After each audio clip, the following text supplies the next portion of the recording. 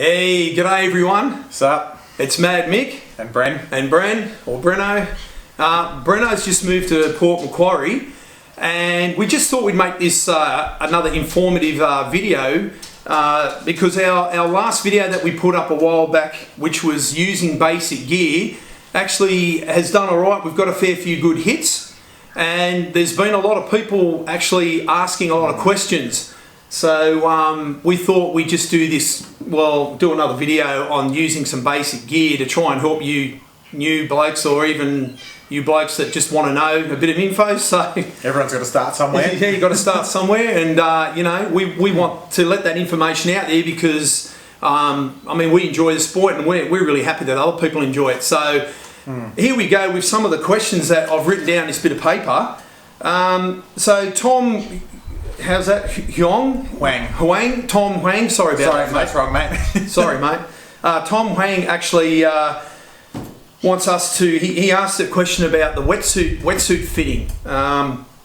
So Brendan actually put some information there on the YouTube. Yeah. So anyway, getting back to the wetsuit. Look, wetsuits. Obviously, you know, us as humans, we're all different shapes and sizes. So it's sort of hit and miss, but you're probably better off going into a dive shop or a surf shop or anywhere like that to get. What do you think, Bren? Yeah, that's probably the best thing to do. I think I mentioned in the comment back to Tom that I spoke to a bloke at Obsession Dive in Sydney. Now, obviously, Tom could be anywhere in the world, but he was really informative, and he was a smaller dive shop, so it was much easier to get in there and talk to someone one-on-one who actually knew what they were talking about. He stocked the shelves, so he knew what he had, and he was actually able to talk me through. He actually just looked me up and down and said, your size such and such, go home, soap it up, try it on in the shower. If it doesn't work, bring it back. If it's too small, bring it back and we'll swap it over for you.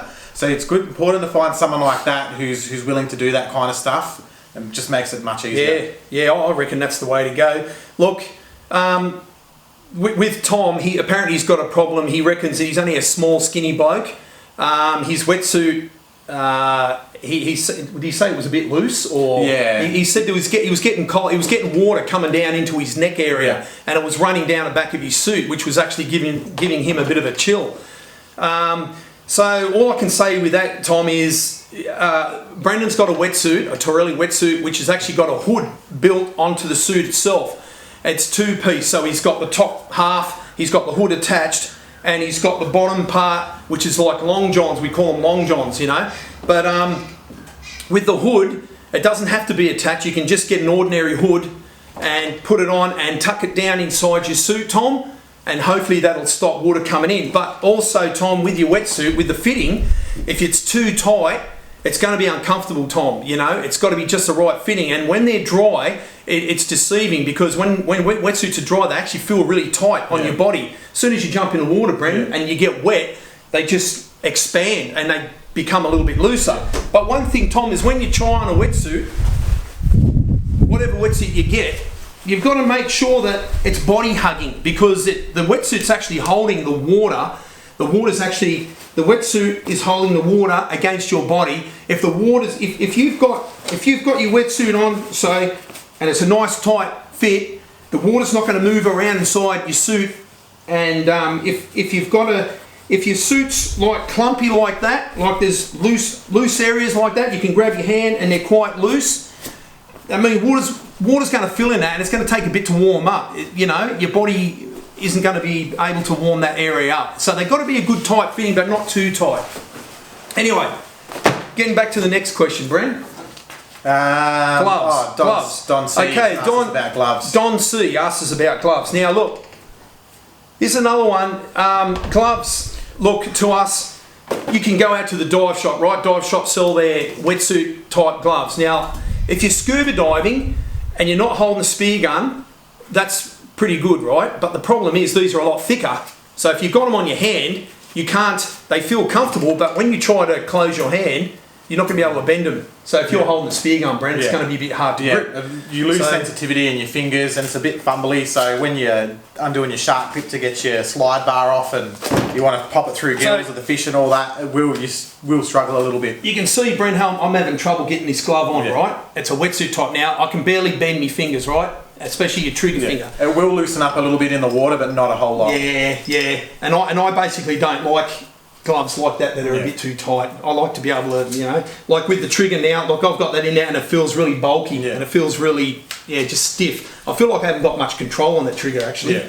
So what we do is we like to improvise and save money because they're a little bit cheaper. Now you can go to Bunnings or a hardware store or Aldi. Even Aldi. Now Brendan picked up these. How much were these worth? Only a couple of bucks. $3. Okay, they're nice and thin, and on this side it's got like a thin rubber base, as you can see. And then on the front it's just fabric. Fabric, but it's elastic. Yeah. It's like an elastic fabric. Yeah. So in actual fact is when you go in the water, things tend to go loose and floppy. But with these type, because they're elastic, see, I can get it on quite easy. I can bend my hands quite good, and because it's elastic, when it gets wet, it's actually going to hold better on my hands. It's not going to flop around. And this rubber, when it's wet, it doesn't get slippery. It actually still retains its grip. Yeah. So you can see there, my thumb just sort of digs and stretches. So that's important to remember as well. These ones, I don't know about other brands, but these ones that we've got in particular are quite good.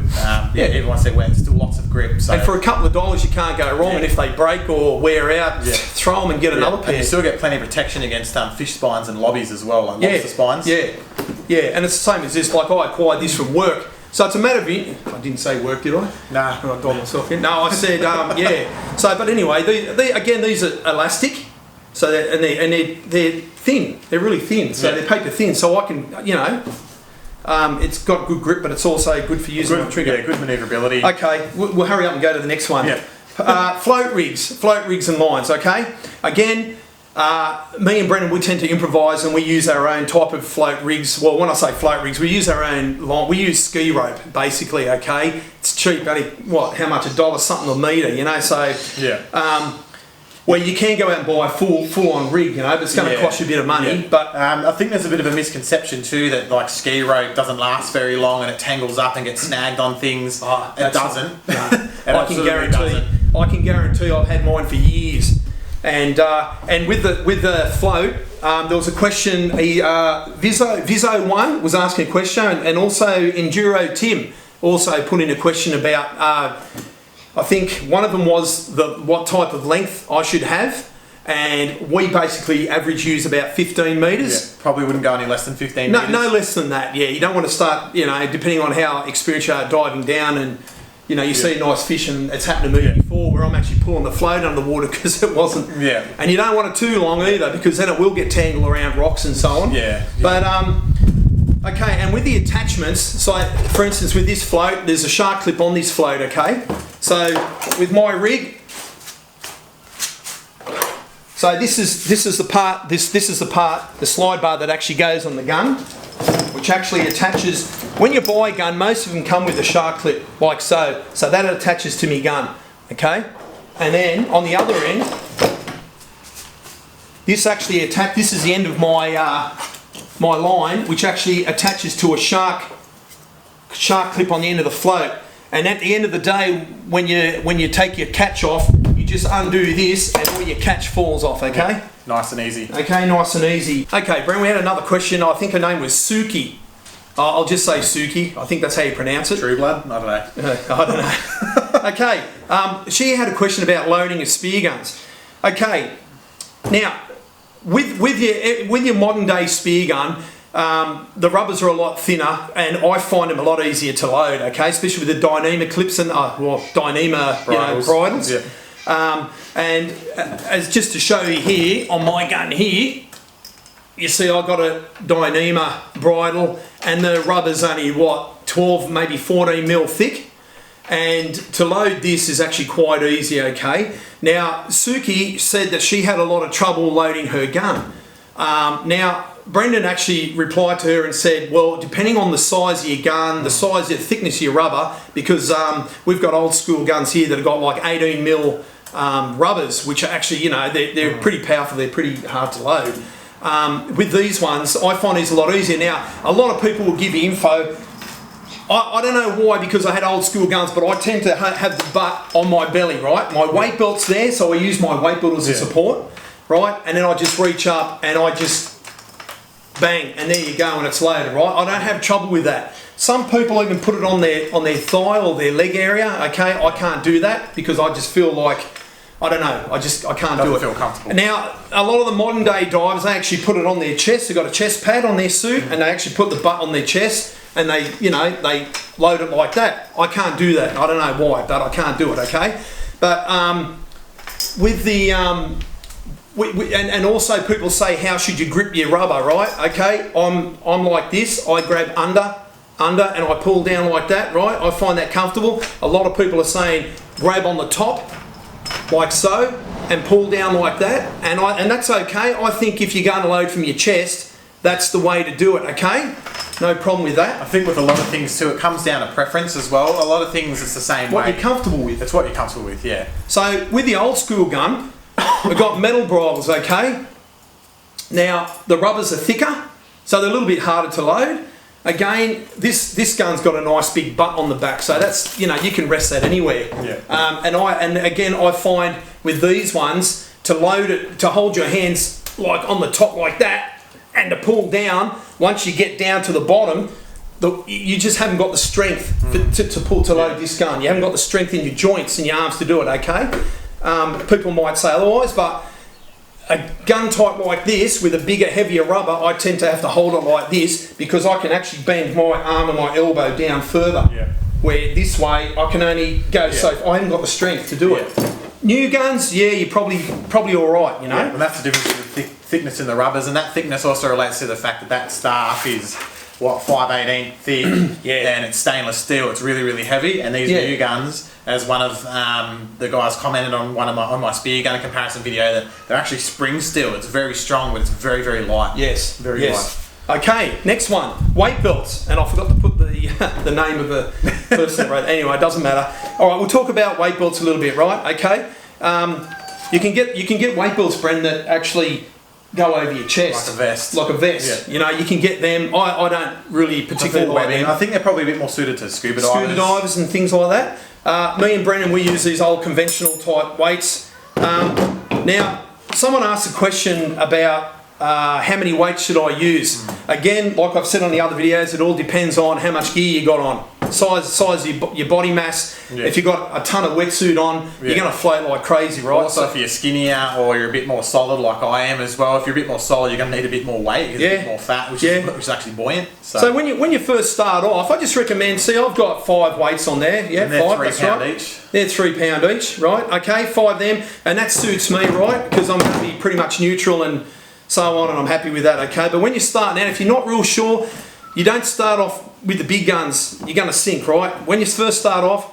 chuck 2-3 weights on, maximum, right? No more than that. Go out, and you'll know straight away if you're going to be really buoyant or if it's going to be too much. Yeah. And if you need more, you start off small, and if you need more, you just add another weight. So if you want to get technical, if you're in the first atmosphere underwater, which is the first 10 metres, if you've got the appropriate weight on, you'll be neutral. You won't go up or down after you've started to dive down. If you stop kicking, you should actually be neutral. Yeah. That's when you've got the most perfect amount of weight. And then if you go down to the second atmosphere, which is past 10 metres, you should start to sink slowly. So that's if you want to get really technical. I think something to touch on too is just a little tip to put these on, because 5 lots of £3 isn't that light. Something I only started doing recently. I used to put the belt around like this and then struggle with it falling off my hip, and years I've actually done that, and only recently I've just realised, right, because I'm a bit of a dummy, is that I should have just hunched over and just put it here, so it rests on my back, and then just like that, stick your bum out, whatever. Then you can do it. You can get it through and do it up and pull it up nice and tight. And when you stand upright, it should sit here. For a while, I was letting it sag down the back. Then when I got in the water, it would spin around on me and do things like that. So that's just something to just a little tip. So if you would have asked me, Brent, I would have told you that earlier, but maybe I should pay attention. Okay. So another question from Ozair Khan. Was energy, stamina, equalising, so on and so on. Okay, with energy and stamina, it's good to, if you've got a little bit of fitness, it helps, doesn't it? Yeah. You got to have. You don't have to be the fittest person in the world, but a little bit of fitness helps, because you are kicking constantly when you're in the water, breath holding and that kind of thing. So the fitter you are, the less oxygen your body uses to maintain so you don't get stitches and like run out of breath quickly because your muscles use less oxygen. So yeah, the good thing about spearfishing is that it's non-weight bearing. So you're carrying all that weight, but you're not actually carrying it. So energy wise is have a good breakfast before you go, but not too crazy, because when you're in the water you'll just start regurgitating and burping. But yeah, look, what I do, I think too, the main thing is when you dive and Bren is keep your composure, you know. Just try and conserve your energy. And when I say conserve your energy, don't go thrashing about and swimming around and race around like an idiot, you know. Just you've got to be part. When you're in the ocean, you've got to act like part of the ocean, right? And what I mean by that is, you see a fish will only take off like a rocket when it's scared, you know. But what does a fish do any other time? He's just cruising around, nice and relaxed, and that's pretty much why if you go flying after a fish, he's just going to take off, because you can imagine if you're nice and relaxed on the bottom and some crazy guy with one big giant eyes coming flying at you, you know, you're going to bolt. But I think the main thing is to just to be relaxed and concentrate on your breathing. Breathing is very important. And Bren, you know, like, I've heard guys on videos, if there's no music and you can hear their breathing, they're swimming and they're swimming quite fast and they're breathing quite heavy. So through the snorkel you can hear it. Well, to me, they're already puffed out. You know, like, and then you can imagine breathing heavily like that, Brendan, puffing and puffing. It's like going for a big. Could you imagine if someone said, right, jog down the street, now stop. Now hold your breath. Could you imagine trying to hold your breath after a jog? You can't do it because you're busting free. Your heart's going crazy. So it's the same as in the water, guys. You need to be relaxed. You need to concentrate on nice, slow, deep breathing. And another thing too, guys, is don't hyperventilate, okay? Don't hyperventilate. It's pretty dangerous. And if you want to get into that technical side, we'll Google it and find out. You know, they talk about shallow water blackouts and so on. But shallow water blackouts, you'd have to be doing something relatively silly, I reckon. They don't just happen. Some people fearmonger that a bit as well, I feel. Like when I was on Facebook and things, I could see people blaming everything on shallow water blackout. If you're holding your breath for as long as you can, coming back up, taking 1 or 2 breaths and going back down and doing it again, you're doing that 10 or 12 times in a row, you're going to have shallow water blackout. Or if you're kicking and paddling, your heart rate's up and you're panicking because you're in whitewash, something like that, and you try and hold your breath and go under, you will struggle, and that can happen. But if you're just taking it easy, there's no reason. People say you shouldn't go by yourself, but we end up going by ourselves a bit. That if you're just taking it easy, you're being calm, you're controlling your breathing, that kind of thing, you should be fine. I think if you're really paying attention to what you're doing, you'll feel. If you start to feel like, well, this is getting a bit much, then don't keep diving down. Just recuperate, take your time and relax. Like, it's when you start getting too excited and too carried on is when you make stupid decisions, basically.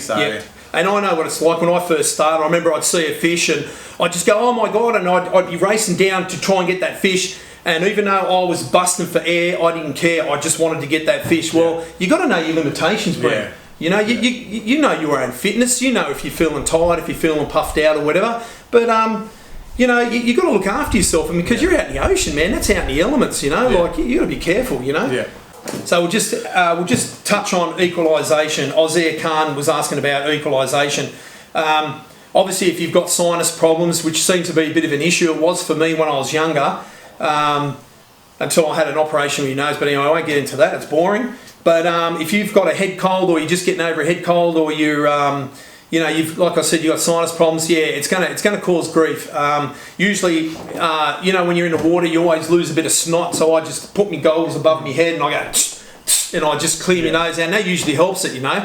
But with equalisation, it's normally, you know, you've got the nose piece. As you're going down, you just squeeze your nose piece and you just slightly blow into your nose like that, and you'll, even if you do it now, you'll feel your ears crack.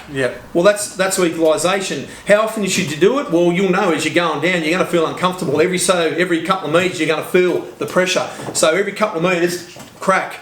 Keep going down, you feel the pressure, crack until you're comfortable, until you get to the bottom. You know? Everybody's different too.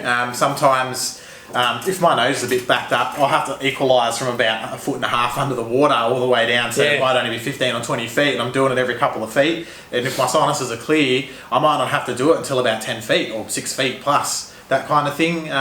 Also, for some people too, sometimes it works with me. If I swallow, my ears will equalise as I swallow. Just like when you're going down a mountain in a car and you feel your ears, the pressure needs to equalise. When you're going down a mountain in a car, you can swallow and you hear the crack. It's the same thing underwater. So the most effective way is probably that. But I found that occasionally if I swallow without even meaning to, it'll crack. And I'm like, oh, that feels bad. So just try different things. But anyway, that's about all we're going to touch base on at the moment, isn't it? Otherwise, this video we could talk forever, and this video we're just going for hours and hours. But So.